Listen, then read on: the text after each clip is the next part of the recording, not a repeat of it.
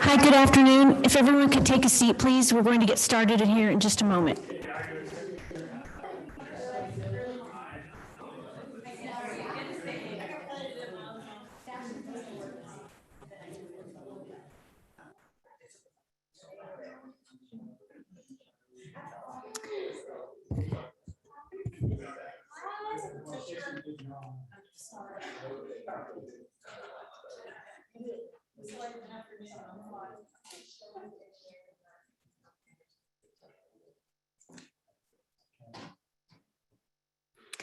Good afternoon. My name is Carrie Paxton Lamke. I'm the Community Engagement Manager for the City of Sugar Land. I want to welcome you to the DICHH Hike and Bike Trail Public Engagement Meeting.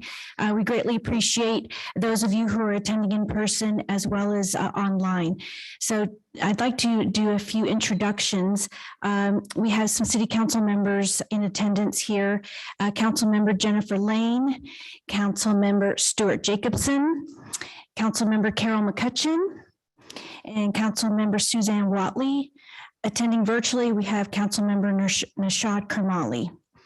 We also have in attendance Fort Bend County Commissioner Ken DeMerchant, and from Fort Bend County Parks, Gwendolyn Clemens and Darren McCarthy, and from Fort Bend County Lid 17, David Gornett. Thank you very much for attending. Before we get started, just a few housekeeping. What we're going to do is I'm going to pass this on to Keisha Seals, our engineering manager, and representatives from Pacheco Koch, our consulting firm doing the design, Patrick Owens and Brad Bennett. They will do the presentation. Then we will move into Q&A. I will take questions in person first, and I will help facilitate that. And then we will move into questions for anyone attending virtually. So without further ado, I'd like to introduce Keisha and Patrick and Brad.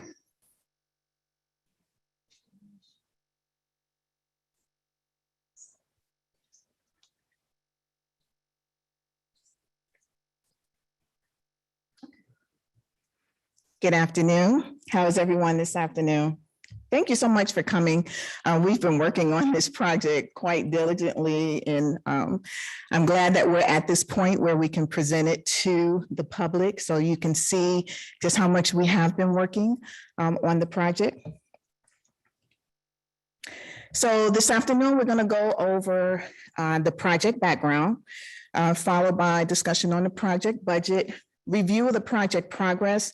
There's always been two phases to this project, phase 1 and phase 2, and there have been some revised scoping pertaining to phase 2, and we'll talk about that a little bit later. We'll also go over the project schedule, and then, like Carrie said, answer any questions that you may have. So in November 2013, voters passed 2 out of 3 propositions for the Parks Bond projects, totaling $31.5 million. The Brazos River Park Festival site, the festival site is now called the Crown Festival Park, and then the hike and bike trails. And these projects were programmed into the FY 15 through 19 capital improvement program. Brazos River Park Phase 1, there are 3 phases to BRP. Phase 1 consisted of our parking lots, trails, and our overlook space. It was completed May 2017.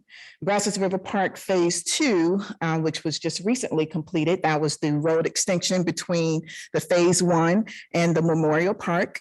And that was completed May of this year. And then Brazos River Park Phase 3 will consist of a pavilion, playground, associated pathways, trails, landscape, and that's anticipated to begin sometime this fall.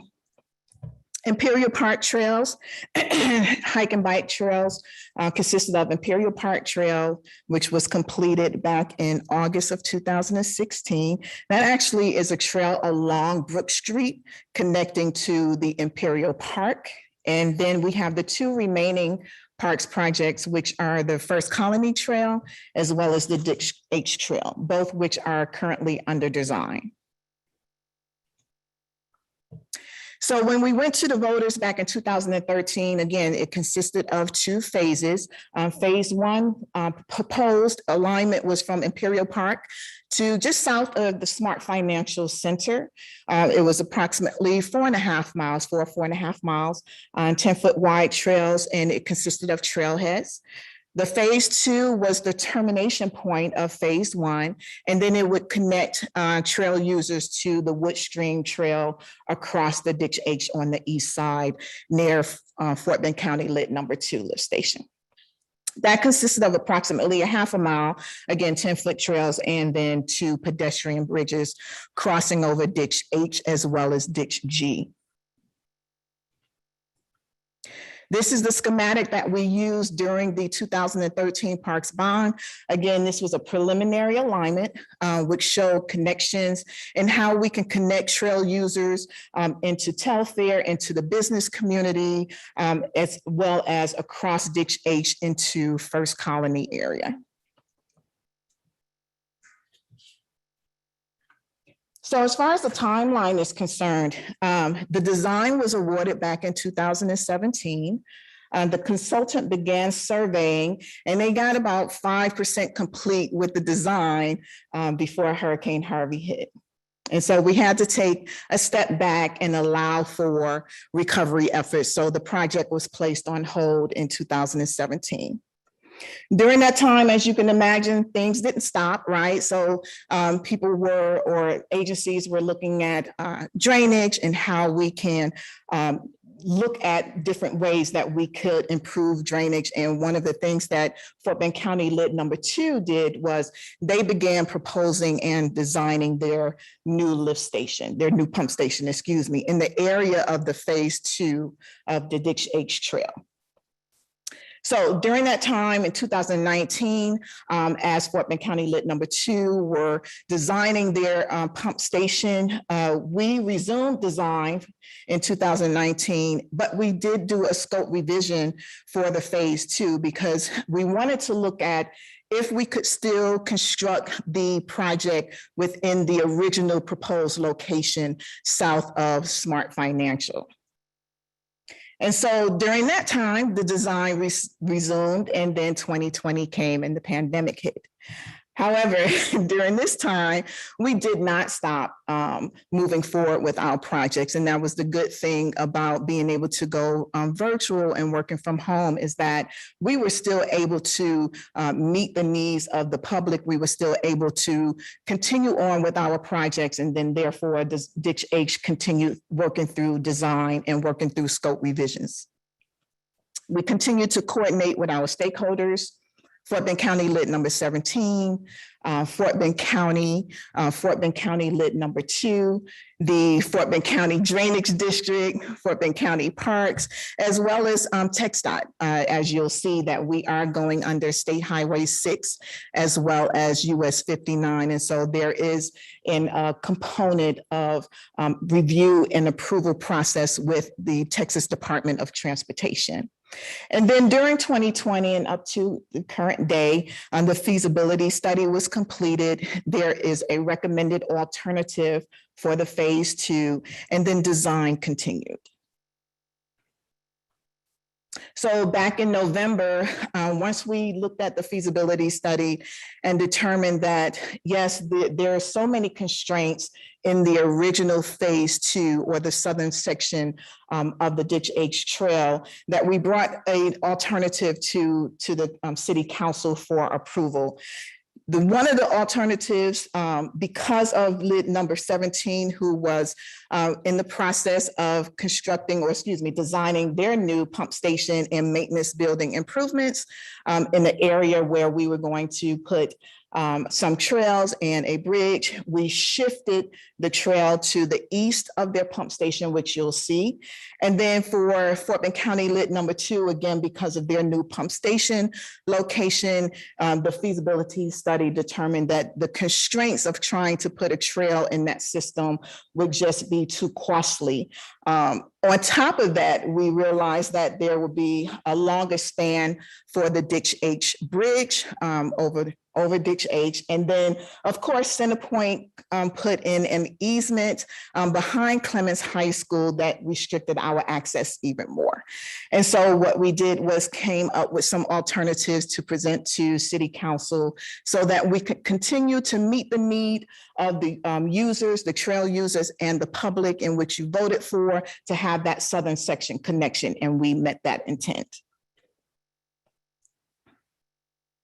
So the revisions to the scope, we still took the trail from Imperial Park, but we took the trail from Imperial Park to Lexington Boulevard, so Lexington Boulevard Bridge. So there will be still a connection to University, still a pedestrian bridge over DICHH, a pedestrian bridge over the Bullhead Bayou, a connection to Westcott Avenue, but this time it'll be via the transmission line, the Centerpoint transmission line corridor. And then a pedestrian bridge, as I stated, east of Fort Bend County Lit number 17 pump station. So phase 2, which we're considering the southern portion of the phase of the DICHH Trail, it will come from the termination point of Lexington Boulevard at the bridge, and then it will connect to Town Center Trail at Austin Parkway. And so the feasibility study allowed us to determine that this was a good location. Several things that this did. One, it helped us to meet the intent of the voters to have that southern connection. Two, it allowed us to complete the Town Center First Colony Mall trail system that we began several years ago. And then it also allowed us to connect to First Colony Trail, which is currently under design. So we felt that this alternative was really good and really actually meant more intense than the original alignment that we had, which was just connecting to Woodstream Trail. So here's just a schematic a schematic exhibit that shows the connection from Imperial. And I'm going to allow Patrick to get into more details of the alignment, but an overview is the connection to Imperial. It goes up to University, comes down. It goes all the way down to Westcott, and then goes down. This alignment here in the blue dash, that is the alternate route or the southern route that is being proposed. And then the southernmost portion of this project was the original phase 2 or the original southern section. So here in just a little bit more detail is the alternate route. This is the proposed alignment north-south route of DICHH. This is Lexington Boulevard here. So you will come up on the Lexington Boulevard Bridge and then stay on the north side of Lexington all the way to Austin Parkway, where you will go down Austin Parkway and connect to the future First Colony trails.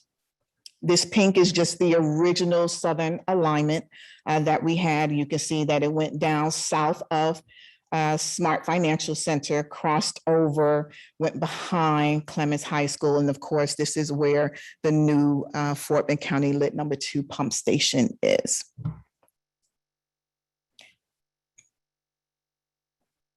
So the original 2013 Parks Bond project allocated $7.2 million for the entire project. That's design and construction of both phases.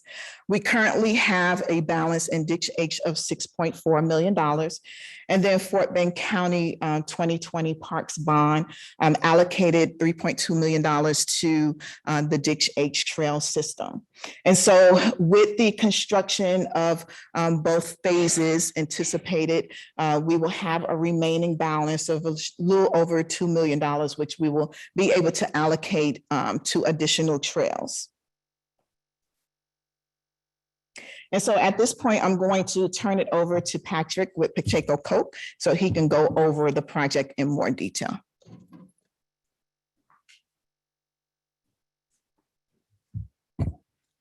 Thank you, Keisha. I appreciate that. So that was the complex history, but what I'd like to walk through is a pretty simple few graphics that we've prepared to show you the current status of the design. Here, obviously, we've got a bird's eye view of the area that you probably recognize there with Imperial Park on the upper left, where that's the north end of the trail, all the way down to Lexington there on the south side. So as we walk through the basic overview, we've got a series of 2 trailheads, one on each end, one at Imperial Park and one on the very south end at Lexington. We've got 3 pedestrian bridges. We'll look at those in a little bit more detail, but as Keisha mentioned, one is over the DICHH itself on the north end. One's over Bullhead Bayou, and then one near WESCOIT is going over the Lid 17 pump station. So we've got those 3 pedestrian bridges, and then we also have 3 underpasses where we go under existing vehicular highways, and then a series of neighborhood connections. University Boulevard a couple of times, MEADOWCROFT, and as we mentioned, WESCOIT Avenue. So we'll look at those. What I'll do now is kind of walk through each of these areas from north to south. And there's a little key map here in the upper right-hand corner to keep you oriented as we take a look at each one of these individual design features. So Imperial Park, where the trail begins, obviously we've got existing parking there, and the trail heads to the south. And this kind of gives you a good example of what a typical trailhead might be. I'm sure most of y'all are familiar with that, but in this context, we may have some basic furnishings, benches, potentially trash receptacles. But the most important thing is signage. We'll have some city standard signage that is available with trail regulatory information, trail distance, and overall map, your typical things that constitute a trailhead. And if we're available, we can do some landscaping there as well. So the first pedestrian bridge is where we move from Imperial Park and then cross over the DICHH to get to the west side where our preferred alignment is. As you can see here in this typical section, we've got a 3-span lightweight truss that has 2 supports on each side. It goes from the top of bank to the top of bank, so any high water will be well clear of that. And that's the typical bridge type that we're proposing for all 3 of these. So you'll see that again.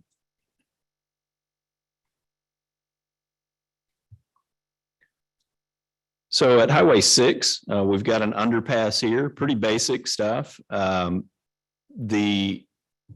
underpass that's existing there today has a shelf, if you will. So the slope of the ditch has a flat spot where currently maintenance vehicles can pass under. And so we'll utilize that existing shelf to pass our trail underneath. It'll be structured such that it can be shared use in those areas where lightweight maintenance vehicles can pass under as well.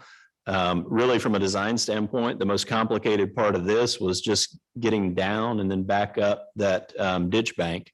And as you can see in the typical section here on the lower right, what we're proposing is an all cut section with a low retaining wall, cast in place concrete retaining wall.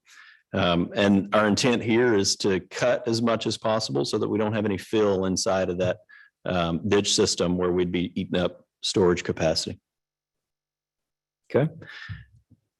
Moving on to the south, the next feature that we get to is the Bullhead Bayou crossing. Here again, we've got 3 spans of that lightweight truss structure. And when I say lightweight, we're proposing a composite structure. So it's not steel, and that affords us the opportunity to have smaller abutments and smaller support columns in the middle, smaller equipment that comes in during construction. So the goal there is just to have a light footprint and low impact on the existing facility. Pretty basic crossing here. We go again from top of slope to top of slope. As you can see there in the plan view, the one thing I did want to point out here in the section to the bottom is on the far left side, I'll point it out with my cursor, but on the far left side there, we've got the the adjacent property with the screen fence. And so we wanted to point out how the preferred alignment, after going back and forth multiple versions of this alignment and coordinating with different stakeholders, we ended up having the opportunity to put the trail on the ditch side of the levee. So that gave us plenty of horizontal separation, but also then we had the levee that acted as a screen so that the trail users, the adjacent property owners had plenty of separation and there were minimal conflicts there.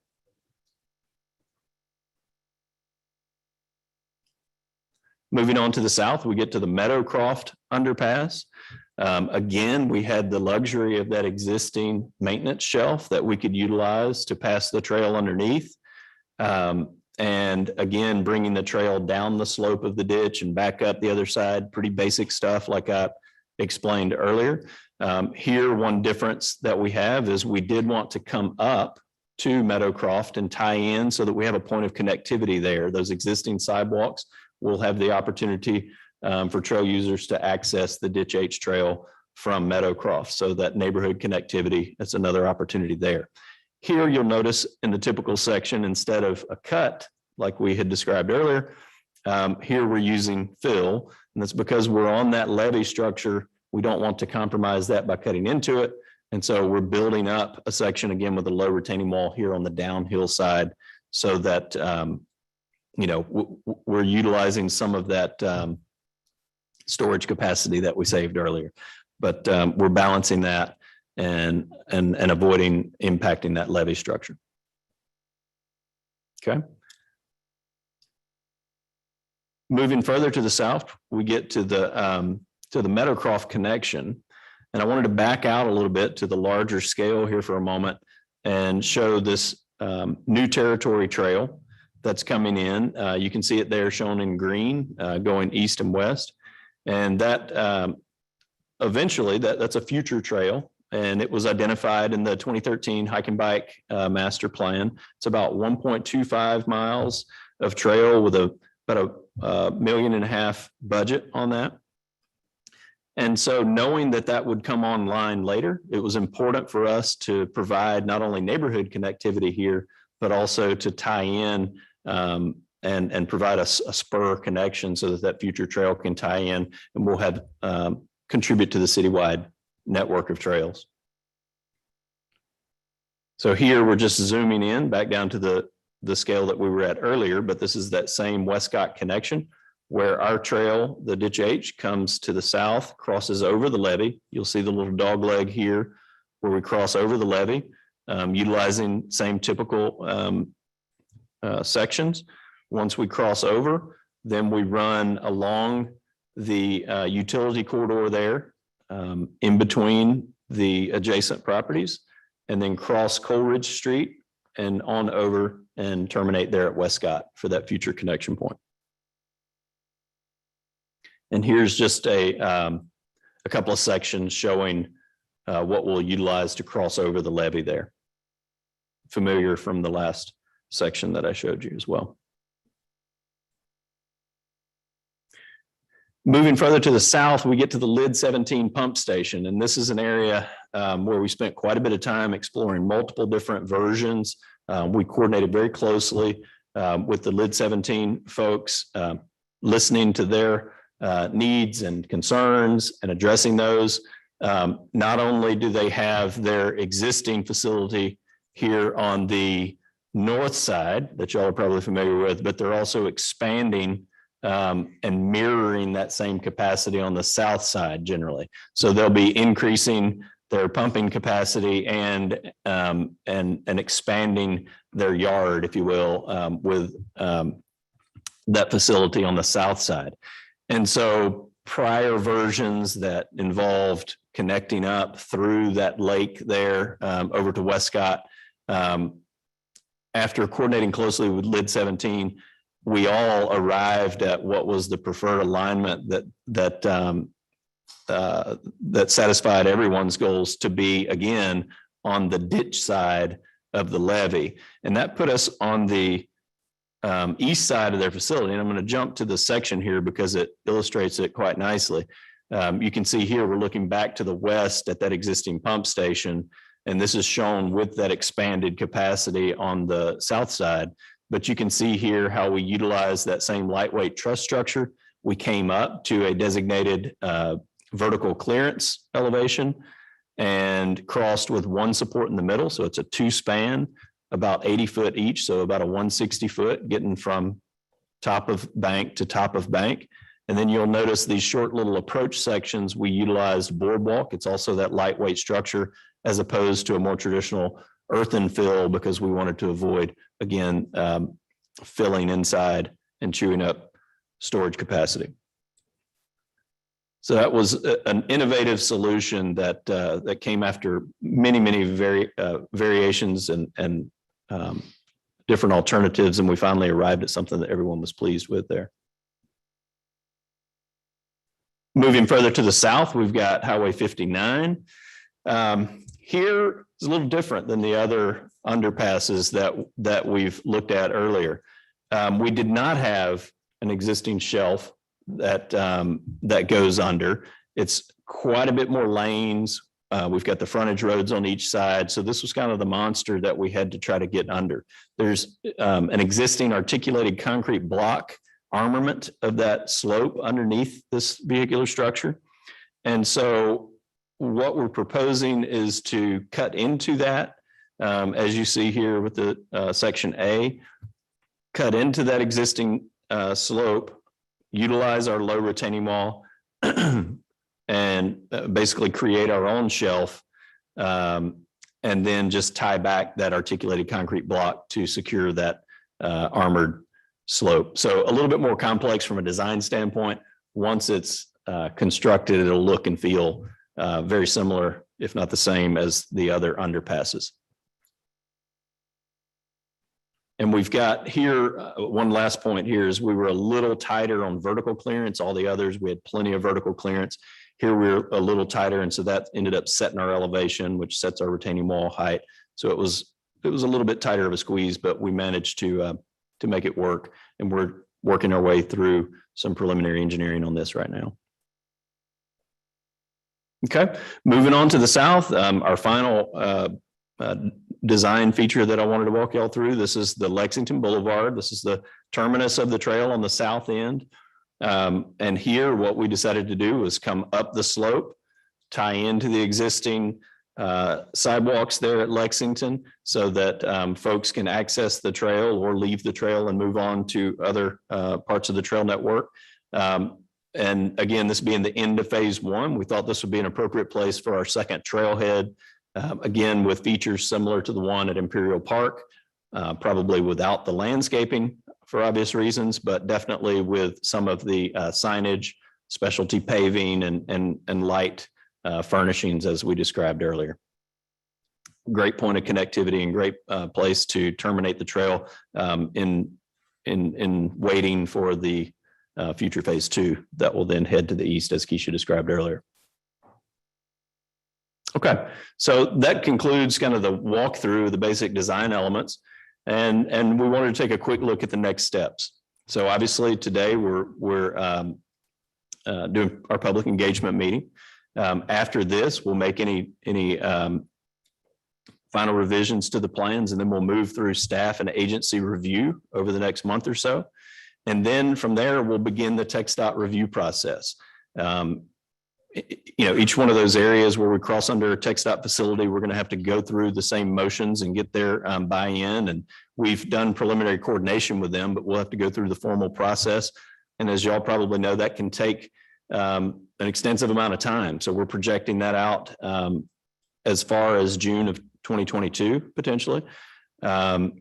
Hopefully sooner, but that's what we're building into our schedule right now, which would set us up for an August bid and construction start. And we're estimating maybe about a 12-month construction timeline. So with that said, I'd like to thank you all for your attention as we walk through that and open it up for any questions and turn the mic over to Carrie. And Carrie, just as a reminder, the next couple of slides have those at the end. Yep. Does anyone have any questions? Right there. Could you please remind me what the length is of the DICHH trail? So we're at about 3 miles right now on this phase one. And I can't quote the length of the phase two, but I think we're probably at a half mile or so to get over to Austin Parkway that Keisha mentioned earlier. Okay, and coming from between Lexington, between 59 and Lexington, so the trail is going to be on the west side of the ditch, and it's going to be at the base of the levee, not the top, correct? Bottom of. Yes, that's correct. Okay. Yes, west side, and it will generally in all locations, it's on the west side of the ditch between the levee and the top of the ditch, which is the furthest away from adjacent properties. Now, as I showed on a couple of occasions, we cross over to make those neighborhood connections, but generally that's where the alignment is. Yes. Okay, and what's the slope going to be in degrees when you come up to Lexington Boulevard? So all of the slopes where I mentioned coming up and going down for our underpasses will always be at or less than 5%, so that we're not in a ramp scenario utilizing ADA compliance. Thank you. Okay, thank you. Any other questions? Kayla, do we have any questions?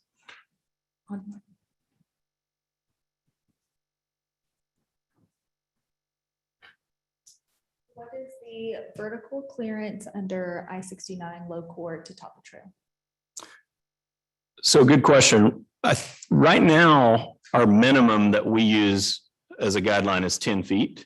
Brad, I don't know if you recall what we exactly measured that at. A lot of times we'll try to push it higher than that. So we might have been 12. So I would say between 10 and 12. Yeah. That's right. It varies along that long section underneath there. And so I guess the definitive answer to your question is it will be at or more than 10 feet, because that's the bottom line that we use from low chord to surface.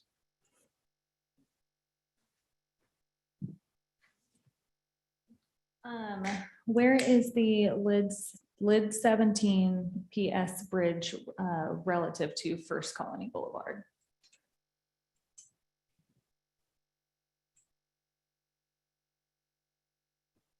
Okay. What was this? So here's the lid 17 pump station bridge. And what was the second part of that question? I may pitch this to Keisha. Okay. Keisha, did you want to So, zoom out? yeah. Is quite a bit away from First County.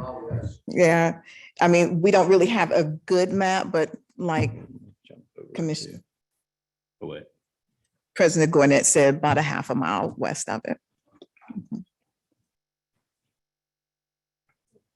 No other question? Two more? How does the connection to University Boulevard look?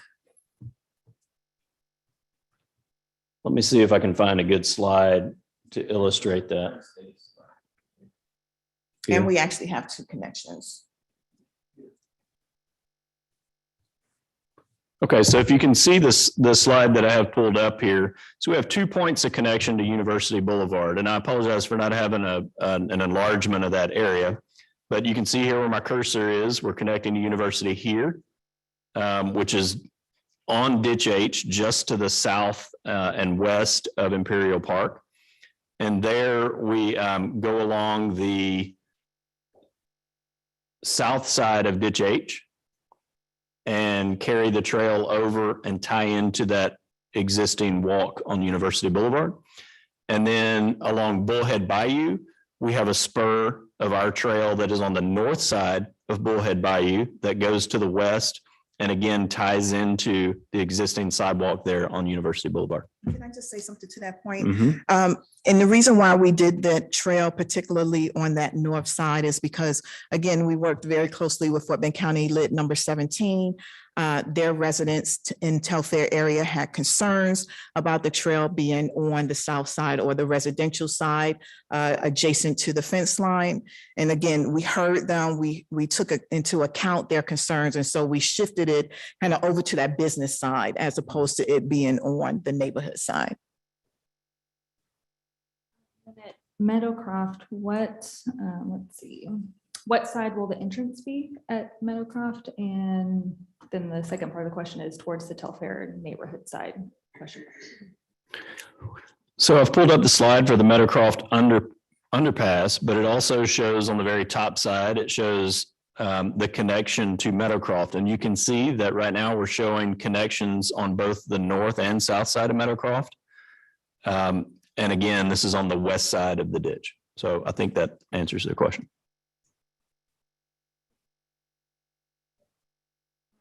Platforms right here. Could you put up the graphic of the Lexington trailhead again and describe that in more detail?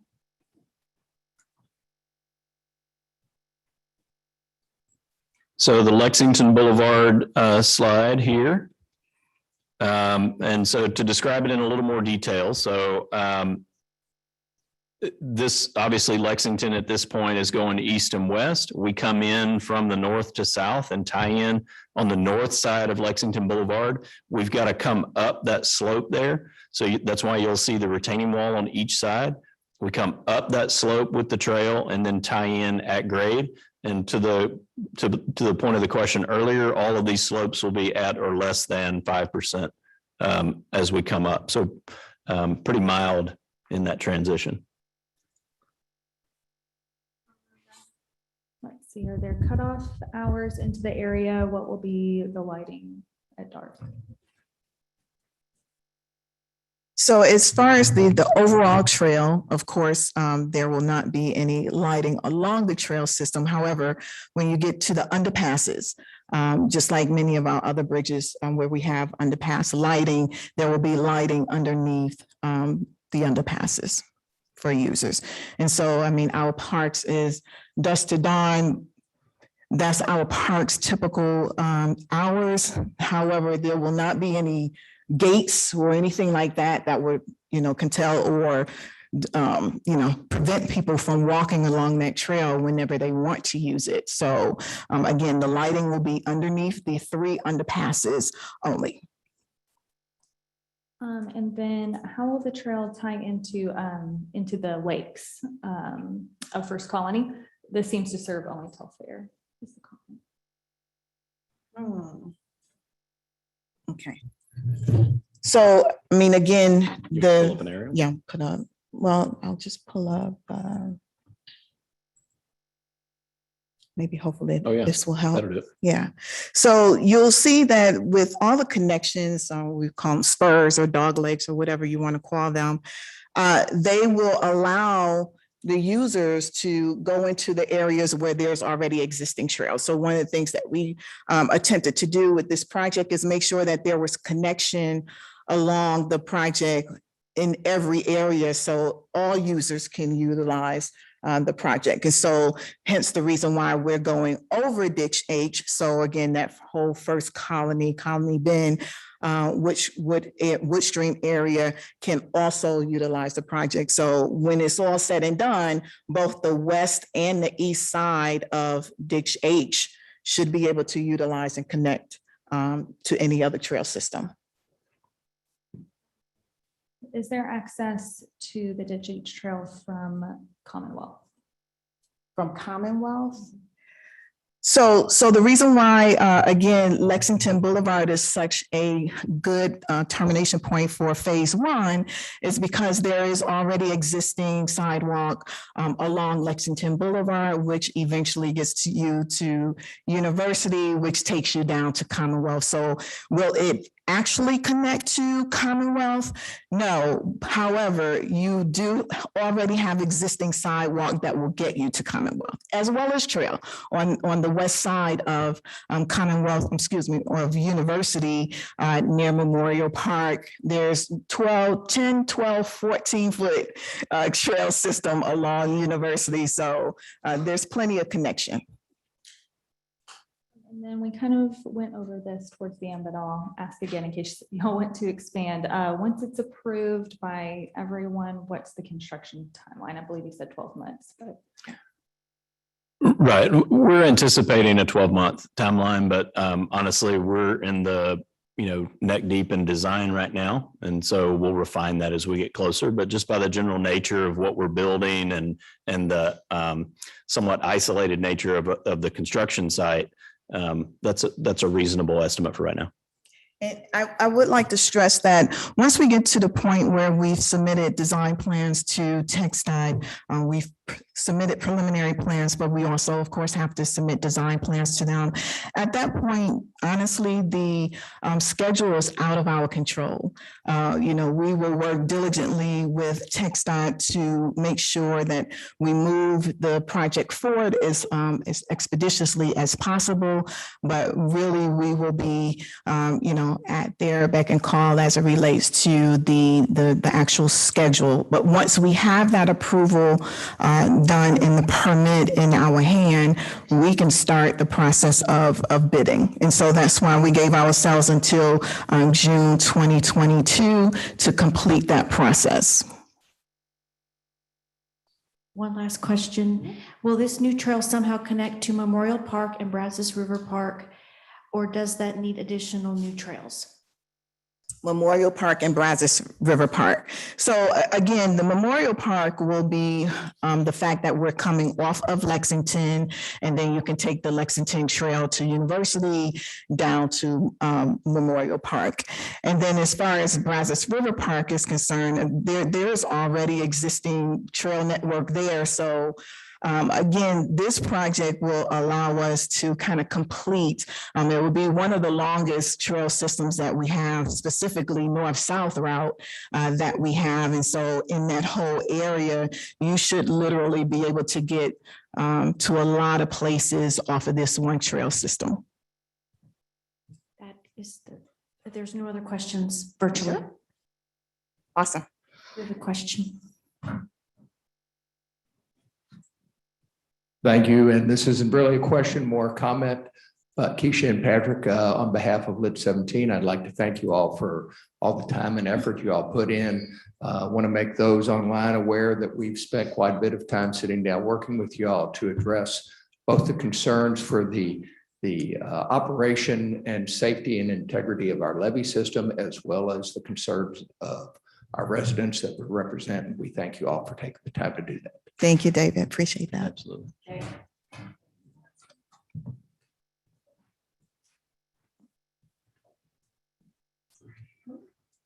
Thank you.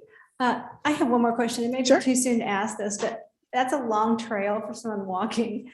Are there going to be benches? Are we going to see something for rest sites along the way? Right. Very, very good question. I was waiting for someone to ask that question. I really was. You know, we're going to stop somewhere and rest. Right, exactly. Those are certainly things that we are talking through with management. Again, the trailheads themselves will have, hardscape. But we do realize that, 3.5 miles is long for some. And so we will be looking at areas where we can. Keep in mind, we are in a ditch area, and then we are in the levee area. So there are some constraints to what we can put into the area, but we would have to work with the District 17, the Fort Bend County Drainage District, to see what can be posed in there, because we certainly know that that's a long way to walk. Yeah, especially on a hot day like today. Well, and it's also worth mentioning, Keisha, that, in looking at that, knowing that adding furnishings inside the levee is something we tried to minimize. We do have a lot of low retaining wall, like I showed in some of those typical sections. And so as we get into detailed design and find out how those top of wall elevations work out, we may be able to have some of those function as informal seating as well. People are going to use it that way anyway. We might as well facilitate that by having it sit at that 18-inch mark for a little bit longer, maybe on each end.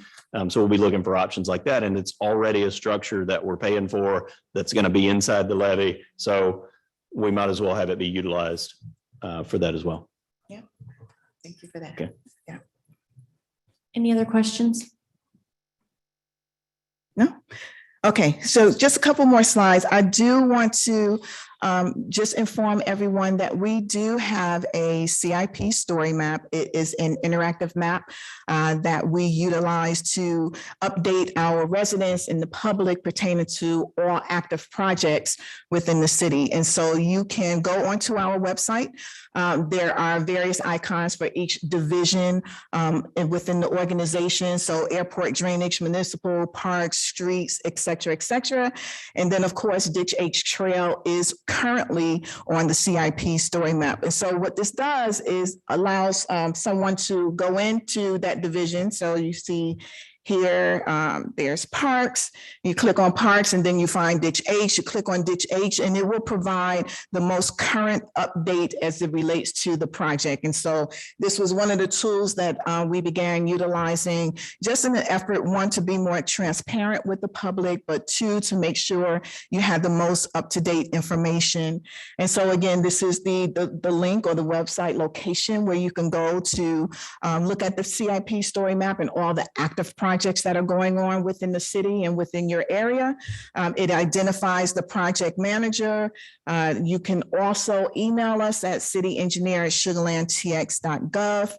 And then all else fails, you can contact me. I am the project manager for the DICHH Trail project. And so my information is on that slide as well. But hopefully between all of those, things that we have, communication that we have with the public, you should be able to get as much information as you want pertaining to the update on this project.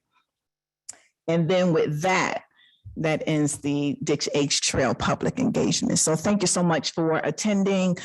Look for us to be providing updates on the website as often as possible. And again, if you have any questions in the future, please feel free to reach out to us.